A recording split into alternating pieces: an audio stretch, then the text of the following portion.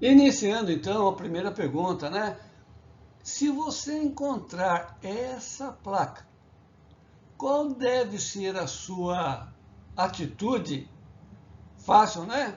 Parece fácil, mas há algumas explicações muito importantes. Você sabe qual é a ação do condutor? Então, vem comigo. E essa pergunta então diz assim, a pergunta 1. A placa de advertência A32B alerta o condutor para reduzir a velocidade e redobrar a atenção, pois o veículo se aproxima de um trecho com A. Fiscalização por agente de trânsito, B. Obras e trabalhadores na pista, C. Passagem sinalizada de pedestres, D. Alto índice de atropelamentos. Pessoal, tempo para a resposta. Se você respondeu a resposta C, passagem sinalizada de pedestre, ok, você acertou. Mas é importante saber que as placas amarelas são as placas de advertência. Elas avisam o potencial perigo que há lá na frente. Ou seja, avisa com antecedência aquilo que vai acontecer. Portanto, ao vermos essa placa, precisamos estar atentos. Por isso que um bom condutor deve ler todas as placas. Deve ler o trânsito através das placas e deixar que o trânsito converse com você através das placas. E assim então você vai saber que quando você ver essa placa, logo à frente vai ter uma faixa de pedestre e a pedestre atravessando, aonde você deve dar prioridade aos pedestres. Os pedestres têm prioridade de passagem. Beleza? É isso daí. Próxima pergunta.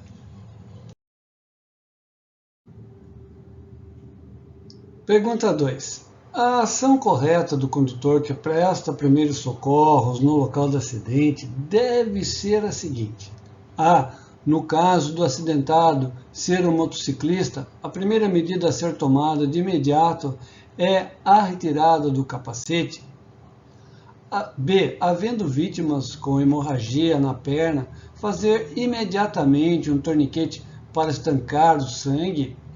C. Não havendo risco imediato de incêndio ou queda do veículo em barranco, não movimentar as vítimas e aguardar a equipe de socorro.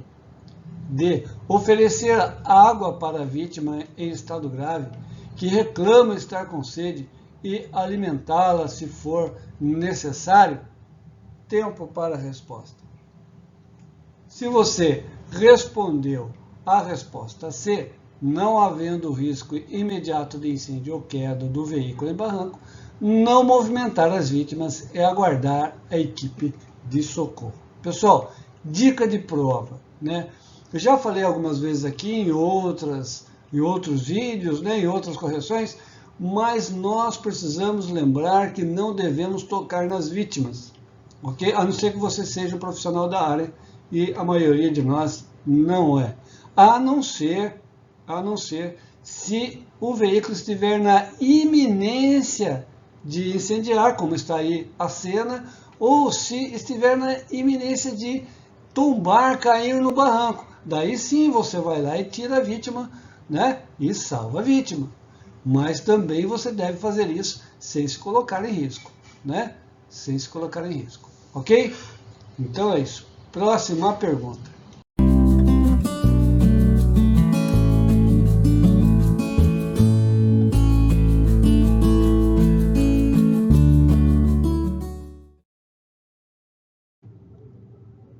Terceira pergunta.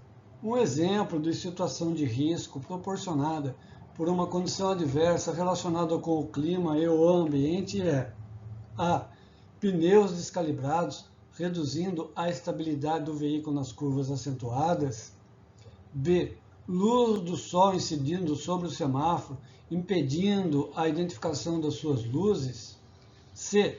Condutor dirigindo com sono durante a noite, reduzindo sua concentração no trânsito.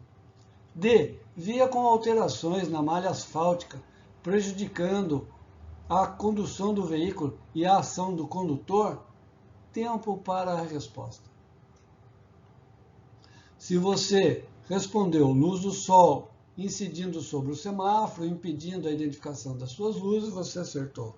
Veja, pessoal, que a luz incidindo no semáforo atrapalha demais.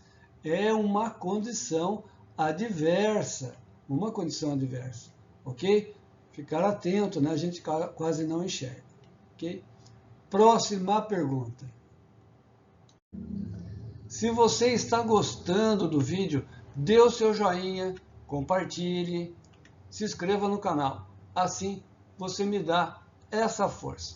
Vamos para a próxima pergunta. Quarta pergunta. O transporte de criança em motocicleta é permitido a partir de 10 anos de idade, 4 anos de idade, 6 anos de idade, 5 anos de idade? Tempo para a resposta. Se você respondeu 10 anos de idade, você está certo. A criança ainda pode até ter 10 anos de idade, mas se ela não alcançar a pedaleira, ela não pode, porque ela vai ficar ali vulnerável, numa arrancada da moto ela pode cair, ok? Vejam só esse vídeo, pessoal. Olha, sem comentários. É muito triste. Olha o perigo que é isso. Olha o perigo.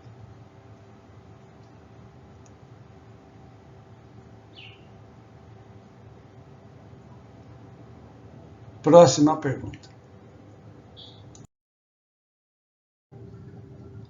Um recado breve, pessoal. Ao eu explicar, né, todas essas perguntas, a intenção é preparar vocês para responder outras perguntas semelhantes, porque caem outras perguntas semelhantes. Então, a explicação é para isso, né, para que você entenda e possa responder qualquer pergunta relacionada àquele assunto, ok? Vamos em frente. Pergunta 5. Ao procurar prestar os primeiros socorros, o condutor deve estar atento ao estado da vítima para passar essa informação da melhor maneira possível, quando acionar a equipe de emergência, e assim dar mais agilidade ao socorro. Indique a maneira mais correta de verificar as condições da vítima. A perda de consciência pode ser identificada pela medicação da frequência cardíaca por meio de pulso ou pela ausência de respiração. A lesão na medula podem ser identificadas movimentando-se a cabeça da vítima para os lados e para cima e para baixo. C. A hemorragia pode ser identificada pela observação de sangramentos pelo nariz, pela boca ou em ferimentos pelo corpo. D. A fratura exposta pode ser identificada observando-se o inchaço de membros inferiores e a ausência de sangramento? Tempo para a resposta. Se você respondeu aí a C, você acertou. A hemorragia pode ser identificada pela observação de sangramentos pelo nariz, pela boca ou em ferimentos pelo corpo. Vejo aí então que não vou mostrar aí o sangue, os ferimentos, mas as equipes de socorros, né, são pessoas preparadas para isso. Nós, simples mortais, não devemos tocar na vítima. Próxima pergunta. Sexta pergunta. Ultrapassar outro veículo pelo acostamento em interseções e passagem de nível terá como penalidade, artigo 202, inciso 1 e 2 do CTB. A. Retenção do veículo. B. Remoção do veículo. C. Recolhimento da CNH. D. Multa. Tempo para a resposta. Se você respondeu multa, está certo. Pessoal, um dos maiores erros que você pode cometer ao dirigir é fazer uma ultrapassagem próximo aos cruzamentos ou em acostamento. Veja esse vídeo, o que aconteceu. Eu não gosto muito de mostrar acidente, mas olha esse daí. O que aconteceu? O motociclista pegou um ciclista que estava no acostamento. Acostamento é lugar sensível. Não se deve fazer ultrapassagem jamais pelo acostamento. Próxima pergunta. Sétima pergunta. Granizo e chuva são classificados como condições adversas de A. Veículo, B. Trânsito, C. Luz, D. Tempo. Tempo para a resposta. Se você respondeu tempo, está certo, pessoal. Percebam uma dica aí que aparece nas provas. Quando aparecer assim, clima e ou ambiente, você interprete como tempo, tá? É a mesma coisa, ok? Vejo aí, então, quando começa a chover, a pista fica molhada, um perigo total, a visibilidade diminui. O que devemos fazer, então? Começou a chover, a visibilidade diminuiu, tira o pé, ande devagar, toda a atenção possível. Próxima pergunta. Oitava pergunta, pessoal.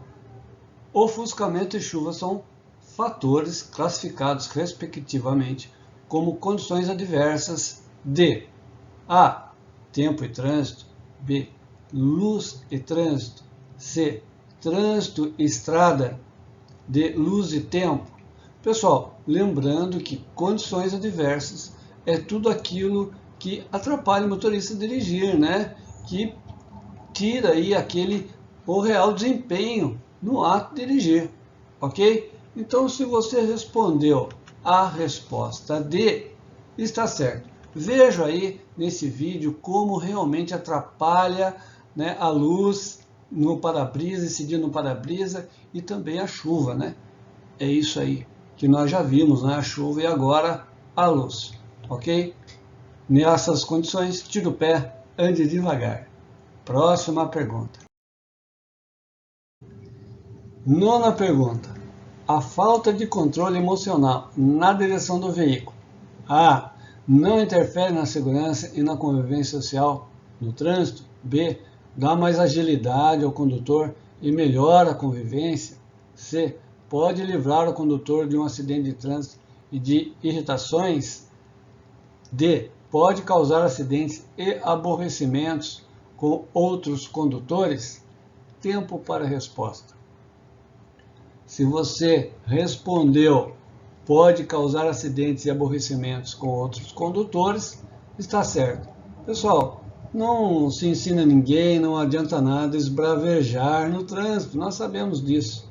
O trânsito é o melhor lugar para exercitar a paciência, né? Não se resolve nada esbravejando ou fazendo qualquer outra coisa, né? Nem buzinando.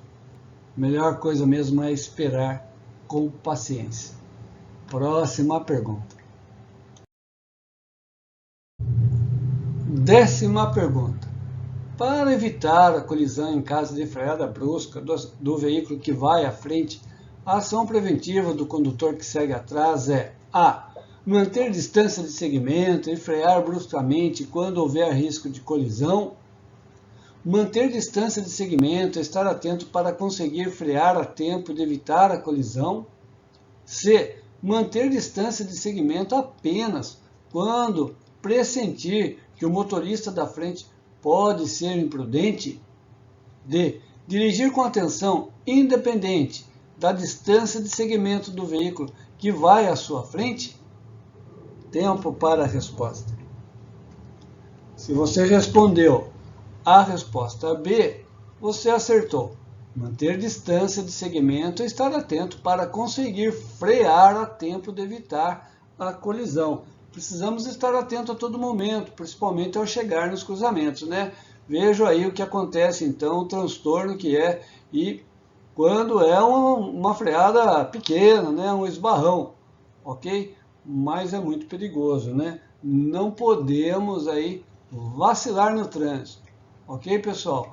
E quero dizer aí, se você gostou do vídeo, né? Me dê uma força, faça um joinha, né? E compartilhe com os amigos. Se inscreva no canal, se inscrevendo no canal você vai me dar uma força. Eu continuo aqui postando os vídeos, né? Para todos nós aí aprendermos e melhorarmos aí o nosso desempenho lá na prova. Muito obrigado por você chegar até aqui. Valeu, até a próxima, pessoal. Muito obrigado.